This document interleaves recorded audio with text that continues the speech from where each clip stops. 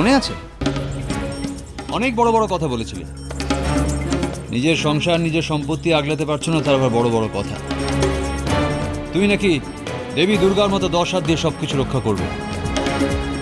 সব জানতো। তোমার মাকে বলো টাপুর চৌধুরীকে সবার সামনে এসে ভুল স্বীকার করতে হবে। বলতে হবে যে সে অন্যায় করেছে। তাহলে এই একটা বাড়িতে তোমাদের গিফট করেইছি, একটাও দান করে দেবো। বাট কন্ডিশন একটা, তোমাকে জাস্ট একবার ভিক্ষে চাইতে হবে।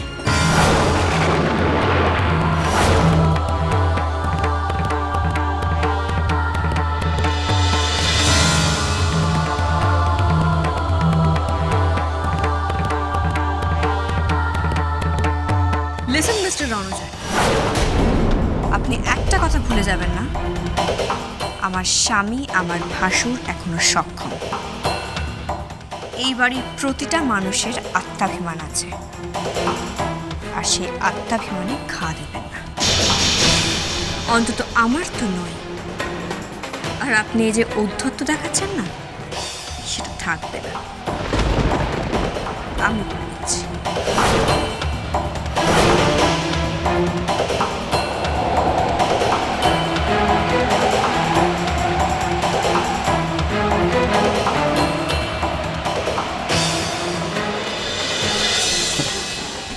দেখাই যাক না কি হয়। মাকে তো পাঠিয়েছিলে ভিক্ষে চাইতে আমার ঠামের কাছে। দরকার পড়লে তোমার ভাসুর পারিজাত সেন আর গায়ত্রী চৌধুরী ওরাও আমার কাছে এসে ভিক্ষে চাইবে। তার আগে আমি আত্মহত্যা করব। ভাবতে ঘেন্না করছে। আমি আমি এই রণজয়কে বিয়ে করতে চেয়েছিলাম। ছি!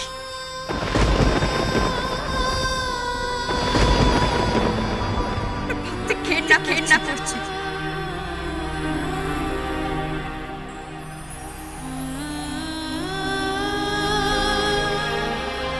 আমি এই রণজয়কে বিয়ে করতে চেয়েছিলাম।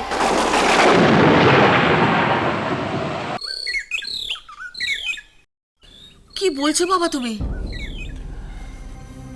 ঠিকই বলছি, বাড়িটা খালি করতে হবে 7 দিনের মধ্যে।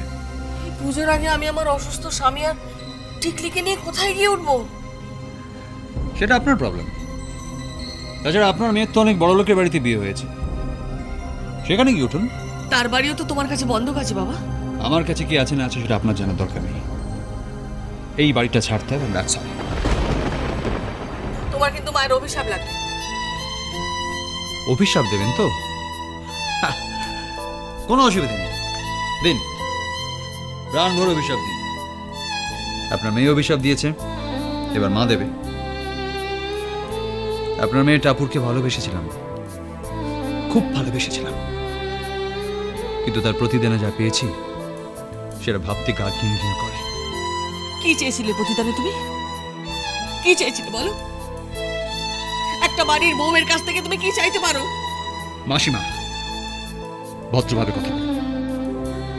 আমি আপনার ছেলের মতো, দয়া করে কোনো কুৎসিত ইঙ্গিত করবেন না। আপনার মেয়ের কাছে একটু ভালোবাসা চেয়েছিলাম, একটা সংসার, একটু শান্তি চেয়েছিলাম। পারেনি দিতে, কিচ্ছু দিতে পারেনি। তারপরেও আমি আর ঠাম্মি নিজে দাঁড়িয়ে থেকে ওর বিয়ে দিয়েছিলাম। এত কিছুর পরেও আপনার মেয়ে আমার সঙ্গে যে অন্যায় করেছে তার ফল আপনাদের পেতে হবে।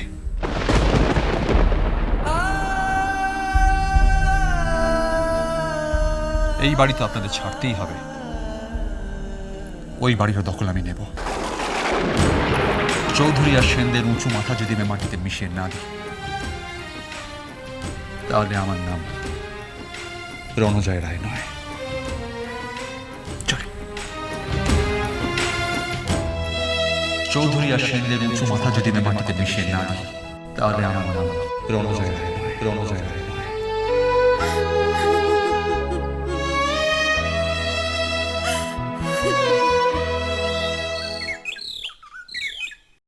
শম্ভু, শম্ভু, সুমতি, কোথায় যায় সব এই সময়? শম্ভু, সুমতি। কি হয়েছে বাম্বিদি? কি অসুবিধে? কি অসুবিধে? বাড়ির বাথরুম আর টয়লেট গুলো দেখেছো কত অপরিষ্কার? হ্যাঁ, আর সুইপারই বা আসছে না কেন এতদিন ধরে? একে বলে বাড়ি মেনটেন করা? তোমার দিদি কোথায়, তাকে ডাকো। কি হয়েছে বাম্বিদি? এই যে, কি ব্যাপার কি? বাড়ির বাথরুম আর টয়লেট গুলো দেখেছো কত নোংরা? সুইপার আসছে না কেন এতদিন ধরে? কারণ আমি সুইপারকে ছাড়িয়ে দিয়েছি। কি? তুমি সুইপারকে ছাড়িয়ে দিয়েছো?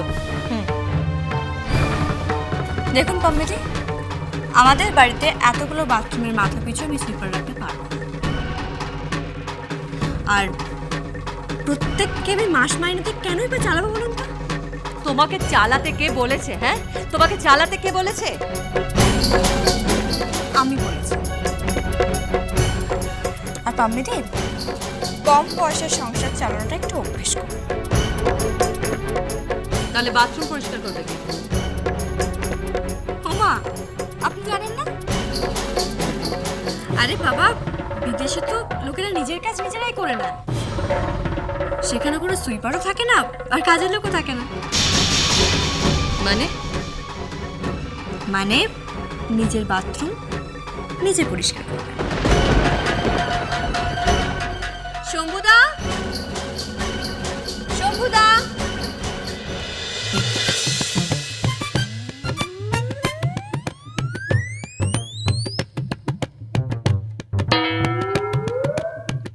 শম্ভু, এসবের মানে কি?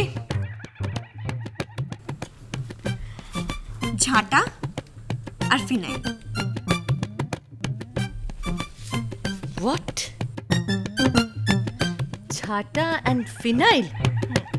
কি বলছিস কি তুই? তুই চুপ কর।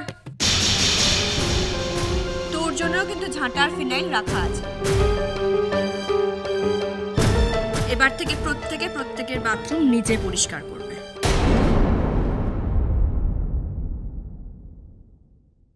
জবের থেকে আপনার ওই বড় মেয়ে আমাদের বাড়ির বউ হয়ে এসেছে, আমাদের বাড়ির ডিসিপ্লিন, নিয়ম শৃঙ্খলা সমস্ত কিছু নষ্ট করেছে।